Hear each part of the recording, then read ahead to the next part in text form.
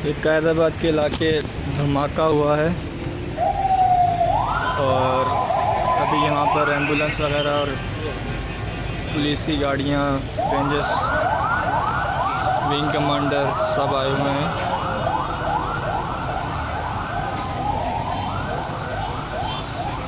ये news channel है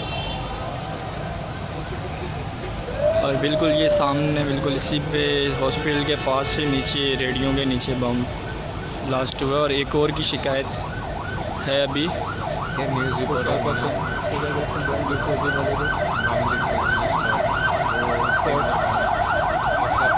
वो सामने सर्च कर रहे हैं। अब आपको हम आगे जाने की कोशिश करते हैं कैमरामैन जवाद और फैज़ान के साथ।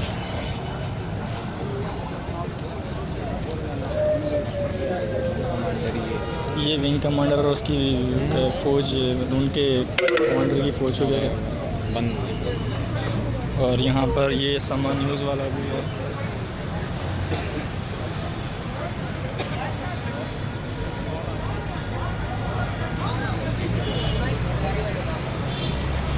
ये रोड ब्लॉक किए हुए हैं, दाऊद चुरंगी वाला रोड ब्लॉक किया हुआ है।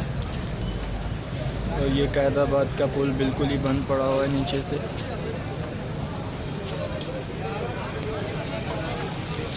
ये आप देख सकते हैं।